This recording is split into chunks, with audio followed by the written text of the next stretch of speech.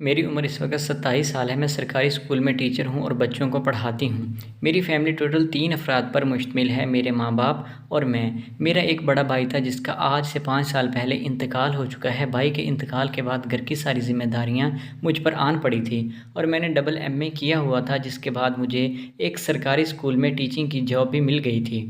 Teacher کی job ملنے کے بعد ہمارے حالات قدرے بہتر ہو گئے تھے اور ہمارے پاس اللہ کا دیا ہوا سب کچھ تھا، مگر میں ایک جوان اور خوبرو لڑکی تھی اور میری خواہشات اب جوانی کے ساتھ ساتھ ہی ابھرنے لگی تھیں، اور امی ابو ابھی تک میری شادی کی فکر کرنا نہیں چاہتے تھے، کیونکہ ان کو فکر تھی کہ میرے بعد ان کی کفالت کون کرے گا اور وہ کہاں سے کھائے پئیں گے۔ اس لیے امی ابو اپنے مفادات کی خاطر میری جوانی کو قربان کر رہے تھے۔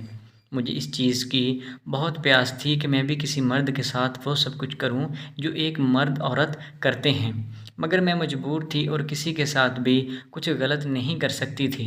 انہی دنوں مجھے ایک لڑکے کی طرف سے ایک لیٹر موصول ہوا جو میرے اسکول میں ہی ٹیچر کی جاب کرتا تھا۔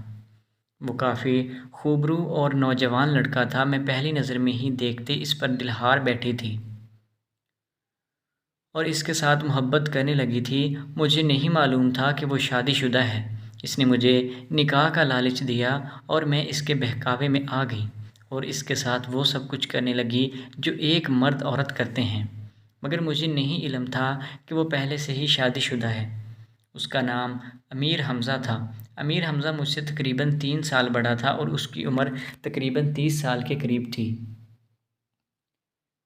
میں نے انجانے ہی اسے اپنا دل دے دیا تھا۔ اب اس کی طرف سے اس چیز کی منتظر تھی کہ وہ مجھ سے نکاح کرے اور میرے ساتھ میرے گھر میں ہی رہے، تاکہ میں اپنے ماں باپ کی کفالت بھی کر سکوں اور اس کے ساتھ بھی وقت گزار سکوں، مگر ایسا بالکل بھی نہ ہوا۔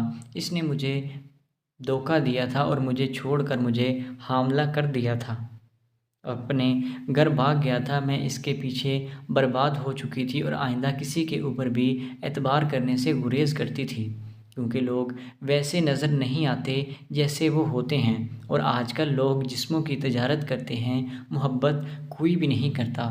اس لیے میں اب اس جھوٹے معاشرے سے پرہیز کرتی ہوں اور تنہا ہی زندگی گزار رہی ہوں۔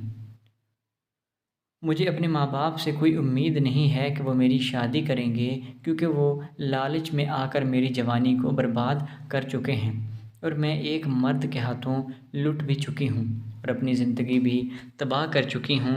اب میں کسی پر بھی اعتبار نہیں کرتی اور بس اپنی زندگی جی رہی ہوں۔